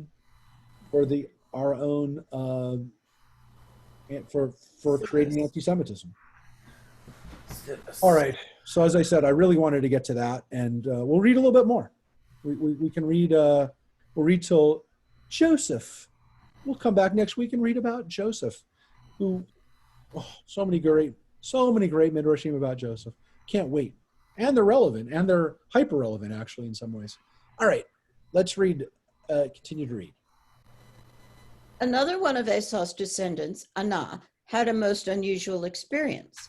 Once, when he was pasturing his father's asses in the wilderness, he led them to one of the deserts on the shores of the Red Sea, opposite the wilderness of the nations. And while he was feeding the beasts, a very heavy storm came from the other side of the sea, and the asses could not move. Then about 120 great and terrible animals came out from the wilderness at the other side of the sea, and they all came to the place where the asses were, and they placed themselves there. From the middle down, these animals were in the shape of a man, and from the middle up, some had the likeness of bears, some of apes, and they all had tails behind them, like the tail of the dukipat, from between their shoulders, reaching down to the earth. The animals mounted the asses and they rode away with them. And to this day, no eye has seen them. One of them approached Anah and smote him with its tail and then ran off. Okay. So, What's the dukipat? oh no, I've looked up some of these animals that are mentioned here. Like a dukipat?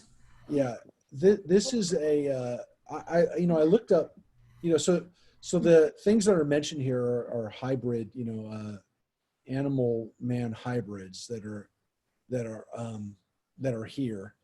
Hold it one second. Let's keep reading, and then we'll get to Anah. We're not done with her. When Anah saw all this, he was exceedingly afraid on account of his life, and he fled to the city where he related all that had happened to him. Many sallied forth to seek the asses, but none could find them. Anah and his brothers went no more to the same place from that day forth, for they were greatly afraid on account of their lives. This Anah was the offspring of an incestuous marriage. His mother was at the same time the mother of his father, Zebeon. And as he was born of an unnatural union, so he tried to bring about unnatural unions among animals. He was the first to mix the breed of the horse and the ass and produce the mule. As a punishment, God crossed the snake and the lizard, and they brought forth the habarbar, whose bite is certain death, like the bite of the white she-mule. Okay, so this is we have a mention of Anah, and so the rabbis try to imagine who this Anah is. These weird stories about him seem to, again, be kind of legendary. We don't have any other references to him, and he's not a common person that we read about. But again, these legends are probably existed in other forms.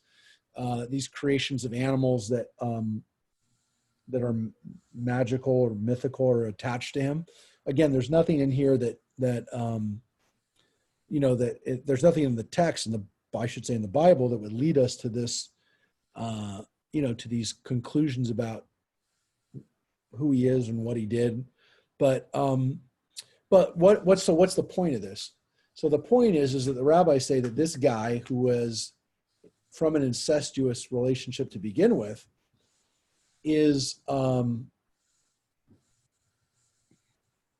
guy who creates strange crossbreeds of animals. So in one version, he gets these hybrids carry away his animals. And in another version, he creates hybrids. Or maybe he was inspired by the combination of the two. Maybe there's an older legend that he saw these animals, and then there's another version that inspired him to try to create, Dr. Moreau type beasts. But again, we don't have a lot about them, and I love mythological beasts, but we really don't have that much about them. The dukapod is probably is some kind of bird, but the habarbar is a mixture of a snake and a lizard, which seems kind of crazy. It seems almost like maybe like a dragon or something like that, So some people have tried to draw out what this habarbar looks like, but it's a scary thing. It's definitely not something you want to come into contact with. because it's going to kill you like the bite of a white she-mule, which you also probably didn't know will kill you. But these are animals that are kind of not supposed to be here. They're not what God wants. And so this genetic engineering is not well liked by the rabbis, and seems to be also, again, in the Bible, seems to be pretty strict about not creating crossbreeding. Even plants, you're not supposed to crossbreed. So this is something that they kind of the Midrash plays on and continues to build up as something going against what God wants. And so occasionally God will, so if you want to see what's going to happen with crossing animals, I'll do it, and you won't be happy with the results. So there is this Midrash about this. I've oftentimes wondered, why is the Torah so concerned with crossbreeding and with genetic engineering? And I've always wondered if, obviously part of it is, you could say at a basic level, that you're supposed to keep things pure. You're supposed to keep things unadulterated and try to keep them as God intended them, if you will. But there does seem to be this kind of understanding too, almost, that you're going to create something that's going to come back and bite you if you do it. It's maybe not in the Bible articulated in that way, but it is in the Midrash. I mean, you just read it. There's this idea that if you do this, the consequences are going to be bad, and that they're going to be amplified. So I always wondered, how did our ancestors know that this was, it's kind of like, it's that fear that exists, still with us, that, we're going to create Frankenstein. We're going to create something that eventually will destroy us, whether it's, the Terminator or whatever it is, that will create the beast that will destroy us. Was this used to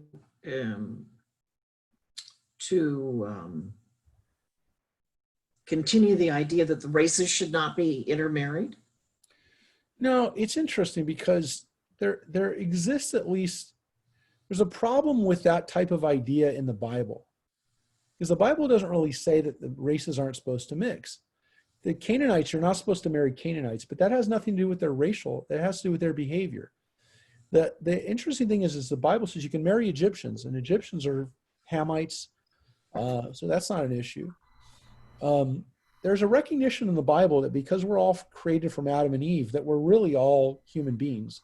So the Bible doesn't really give us that. The Midrash occasionally does, but it really is still about behavior, because, Timnah, we don't really read where she comes from. We assume maybe she's Canaanite or whatever, but,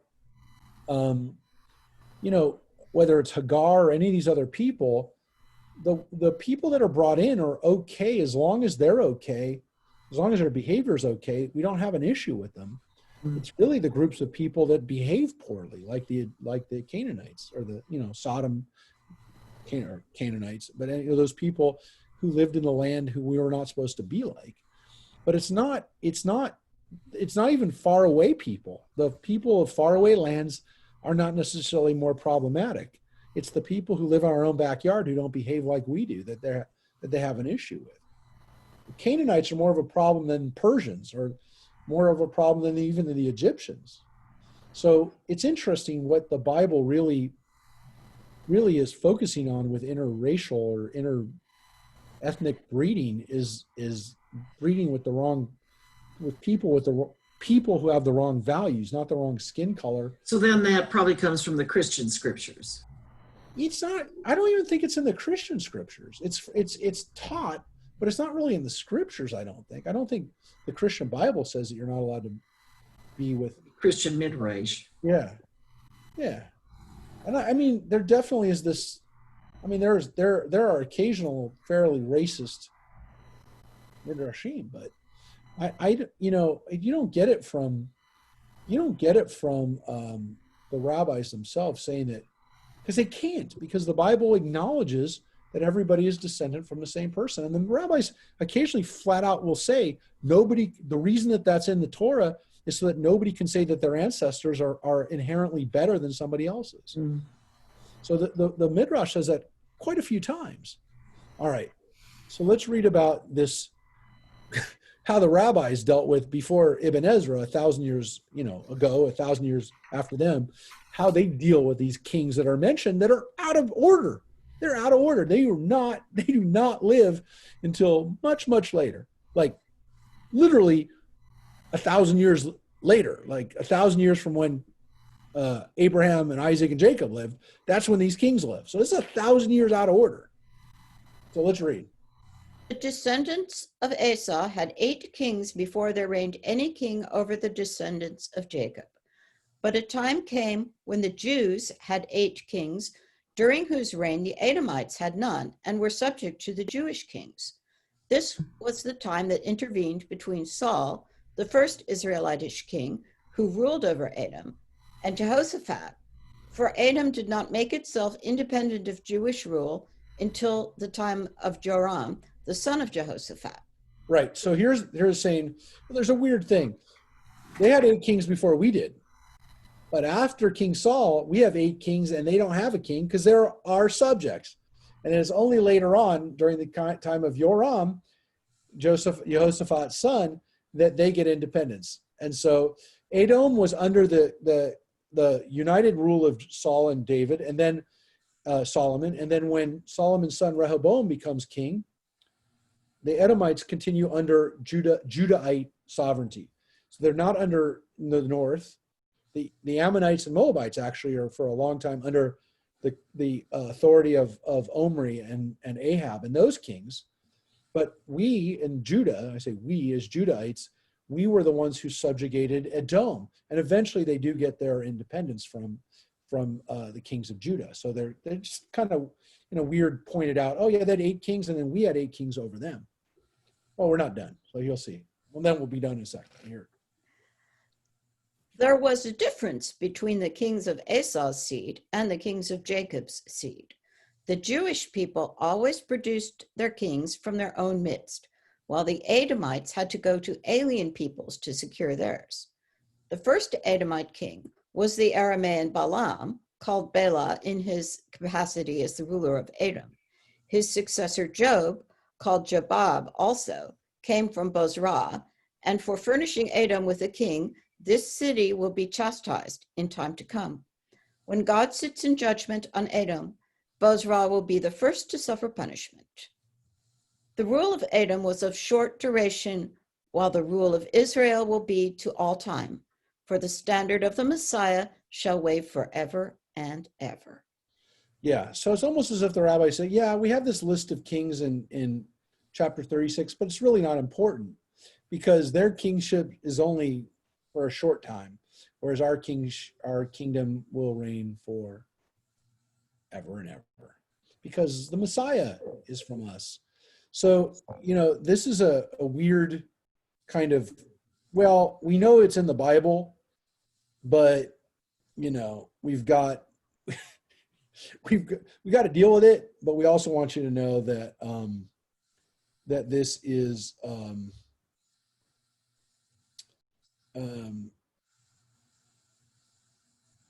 this was short-lived. Edom is a Johnny come lately and will be there won't be anybody who's Edom. And again, they said that Job was actually king of Edom. They said Balaam was a king of Edom. Where do we get this from? Just this idea that not only do they have kings, they had kings fine, but their kings weren't even Edomite kings. They couldn't even have there's not even a good ruler found amongst them. They would bring in people from the outside to be their king. By the way, just so you know, this wasn't an uncommon thing, by the way, where people would bring in kings from other countries to rule over them. It was definitely not considered to be ideal, but it happened. And there was a king of England, William of Orange. Mary. Yeah, William of Orange was from Holland. And they had to bring him over from Holland. So, this idea of having a foreign king is not necessarily what you'd like to have happen. And so the Midrash here is telling us they couldn't even find a good king. So Edom couldn't get their act together. Eventually, again, they'll be punished. Bozrah, by the way, why is Bozrah this place of, why do they bring this in? Because Isaiah mentions Bozrah as a city stained in blood, that Bozrah is a city that will be, there'll be vengeance upon it. And God sits in judgment on Edom. Bozrah itself will be singled out. It is in this one, by the way, Reverend Lynn, is in the Christian Midrash because it's in the book of Revelations. Right. Revelations talks about this being the place of vengeance, of, that, Which is as strange as this is. Yeah. So people had to deal with it. They knew it. They knew Isaiah text. They had to bring it in. Bozrah is in Edom. And so they just said that's where the king came from, and that's going to be a source of punishment. So again, it's them bringing in things from other places and saying, oh, this is where this is. So what do they based on? They based it on similar names, Yoav, and Yobab. They're actually not even that close in Hebrew. Bela and Balaam. So again, this is the Midrash on why Edomite kings are listed. And so the rabbis have just kind of reinterpreted it as, okay, yeah, it's there, but it's not that they're going to be anything good. There's nothing good about them. And I do want to point out that King Herod was a descendant of the Edomites. He was an Idumean. I don't know whether the rabbis, and I never found a really good answer on this, whether the rabbis, when they make fun of Edom, are also making fun of Herod and his descendants. But no one's ever, I don't know, maybe I have to do some more research on it. But if it is, then it's been one of the most unrecognized elements of Midrash ever, that King Herod is also being poked at when we poke at Edom. Is it a possibility? Yeah, it's a possibility, but I don't know. I don't have any evidence. I've looked it up. I don't know that it's, maybe, again, it's a theory worth looking into when I'll get around to it, I promise. Sometime, I hope, we'll get into the Edomites. I've always been interested. I always said if I was ever going to do a doctoral thesis, it would have been on how the other nations are treated in the Torah, in the Bible, how Edom, Moab, and Ammon are treated in the Bible. And of course, I realized that no one else would want to read this doctoral thesis except for it. It'd never be published anywhere else. But I do, I'm interested in it because, again, you learn a lot about people by the way they talk about their enemies or their neighbors, if you will. So, you can learn a lot about the United States by seeing how we've engaged and how we talk about our neighbors, whether it's Mexico or Canada, or to some extent our more distant relations, which is Chinese or the Russians, because again, our biggest enemies now are thousands of miles away. In those days, your biggest enemies were never probably more than a few hundred miles away. Though there were the Assyrians and the Babylonians that had to cross over large periods of large pieces of land and great distances. But I do think it's interesting. You can learn a lot about people about, and again, you could say the modern nation of Israel. You can learn a lot about Israel by the way that it engages and talks about its modern day neighbors / enemies / rivals. Because now Israel's talking about Saudi Arabia and creating better relations with Saudi Arabia and the United Arab Emirates. Almost every week there's another story about how the Emirates and Israel are maybe going to establish relationships. And all these things are interesting, but they tell us a lot about. They tell a lot about who you are, right? You learn a lot about somebody by who their enemies are. That is and who their friends are, by the way, too, by who you try to be friendly with.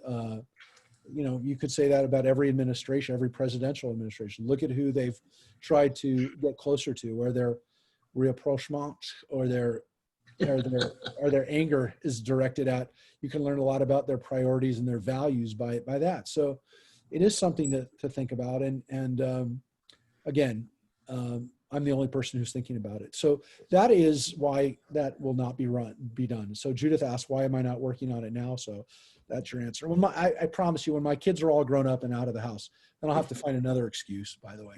But right now, that is my excuse for Hold again, on to it. nobody, including my best friends, will not be reading that dissertation about the Ammonites, Moabites. And I started working on it, but when I was in college, but I think that there was definitely room for it. My professor told me this was 30 something years ago. There definitely was an opening to write about that, but I don't think it's become less. That's the relevant part, is that it's important because it's never not been important how a nation talks about its enemies and friends, how it relates itself through its international relations. How does it reflect its own values? So by that end it's relevant and important, but it's not, again, I don't know if people want to know about it from the Canaanite, Moabite, Amorite, whatever. All right, everybody.